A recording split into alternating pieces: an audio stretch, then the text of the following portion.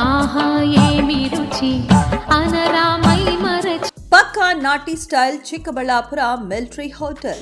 ನಾನ್ veg ಪ್ರಿಯರ ಮನಗೆದ್ದ Chikkaballapur military hotel December 29ರ ಭಾನುವಾರದ ಸ್ಪೆಷಲ್.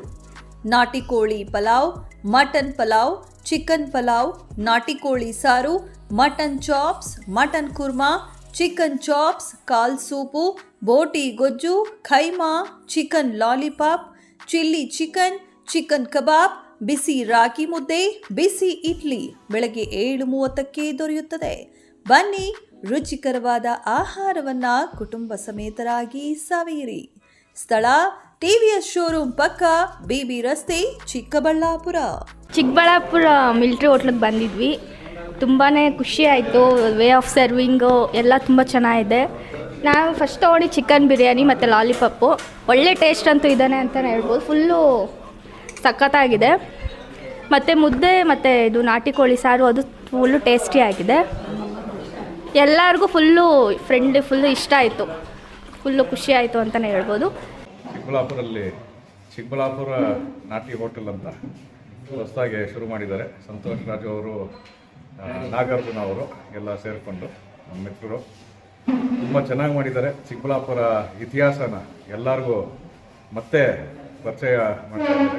ಯಾವುದ್ಯಾವುದು ಮರ್ತೋಗಿದ್ದಾರೆ ಕೆಲವರು. ಆಮೇಲೆ ಹೊಸಬರು ಬರೋವರೆಗೂ ಚಿಕ್ಕಬಳ್ಳಾಪುರ ಇತಿಹಾಸ ಏನಿದೆ, ಪಂಚರಿಕಿ ಕ್ಷೇತ್ರದಾಗಲಿ, ಪಂಚ ನದಿಗಳಾಗಲಿ, ಆಮೇಲೆ ಇವತ್ತು ಆಗ್ತಾ ಇರೋ ಈಶಾ ಫೌಂಡೇಶನ್ನು, ಸತ್ಯಸಾಯಿ ಗ್ರಾಮ ವ್ಯವಸ್ಥೆ ಬಗ್ಗೆ ಆಗಲಿ ಎಲ್ಲ ಇಲ್ಲಿ ತೋರಿಸ್ಕೊಟ್ಟಿದ್ದಾರೆ. ಆಮೇಲೆ ನಮ್ಮ ವಿಶ್ವೇಶ್ವರಯ್ಯ ಅವ್ರದ್ದು, ಆಮೇಲೆ ಪ್ರತಿಯೊಬ್ಬರು ಐತಿಹಾಸಿಕ ಏನೇನಿದೆ ಎಲ್ಲರದ್ದು ತೋರಿಸಿದ್ದಾರೆ. ಆಮೇಲೆ ಚಿಕ್ಕಬಳ್ಳಾಪುರ ನಾಟಿ ಊಟ ಏನು ರುಚಿ ಸವಿಯೋಕ್ಕೆ ಎಲ್ಲರೂ ಬರಬೇಕು ಅಂತ ಕೇಳ್ಕೊತೀವಿ. ತುಂಬ ಚೆನ್ನಾಗಿದೆ, ಒಳ್ಳೆ ಟೇಸ್ಟಿಯಾಗಿ, ಹೈಜಿನಿಕ್ ಆಗಿ ಒಂದು ಊಟದ ವ್ಯವಸ್ಥೆ ಮಾಡ್ತಾ ಇದ್ದಾರೆ. ಇದು ಬೇಕಾಗಿತ್ತು ನಮ್ಮ ಚಿಕ್ಕಬಳ್ಳಾಪುರಿಗೆ, ಒಳ್ಳೆಯದಾಗಲಿ ಅಂತ ಕೇಳ್ಕೊತೀವಿ.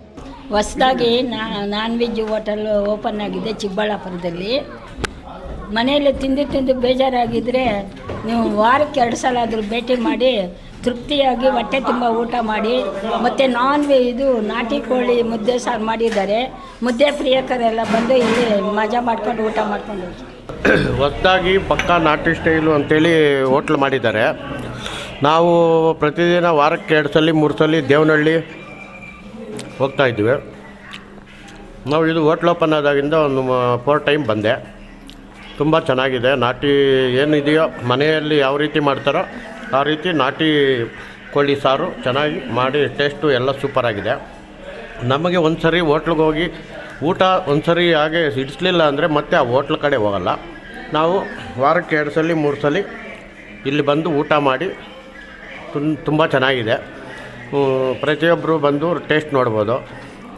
ಚಿಕ್ಕಬಳ್ಳಾಪುರದಲ್ಲಿ ಇಂಥ ಹೋಟ್ಲು ಇದೇ ಫಸ್ಟ್ ಟೈಮ್ ಸ್ಟಾರ್ಟ್ ಮಾಡಿರೋದು. ಬೇರೆ ಕಡೆ ಎಲ್ಲ ಇದೆ, ಅದೆಲ್ಲನೂ ಮಾಮೂಲಿ ಜನಗಳು ನೋಡಿರೋದು. ಇದು ಹೊಸದಾಗಿ ಓಪನ್ ಆಗಿರೋ ಹೋಟ್ಲಲ್ಲಿ ಸ್ವಲ್ಪ ಬಂದು ರುಚಿ ನೋಡಿದ್ರೆ ಗೊತ್ತಾಗುತ್ತೆ.